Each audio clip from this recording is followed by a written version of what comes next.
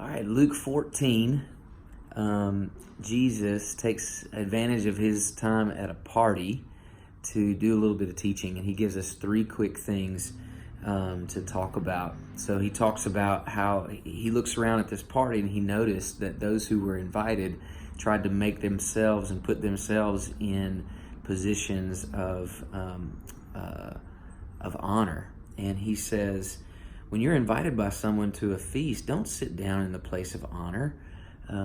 He says, let that be given to you, but don't go take it for yourself.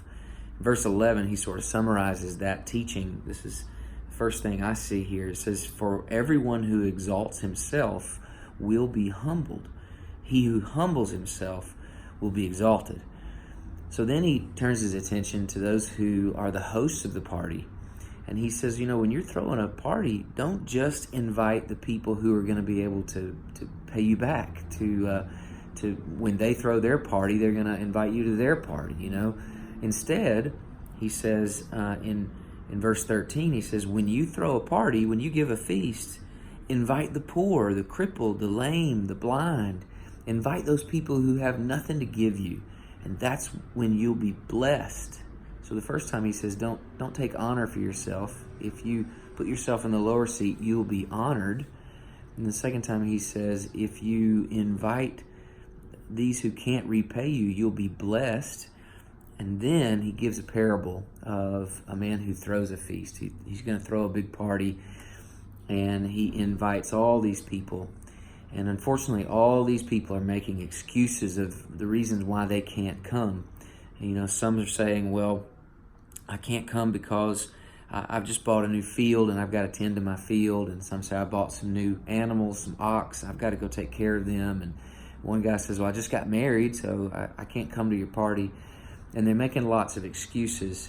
That phrase stuck with me in verse 18. It says, but they all alike began to make excuses of why they couldn't come to his party.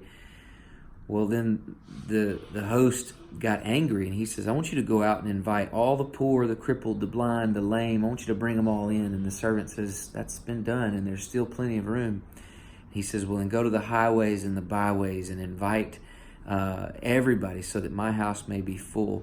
And verse 24 is a pretty scary warning. It says, for I tell you, none of those who were invited shall taste of my banquet. Jesus tells this story because it's not just a story of a man throwing a party. It's actually a story about God who is inviting you to his feast in heaven. And what he's saying is, don't make excuses. Don't make any excuses for why you can't be there.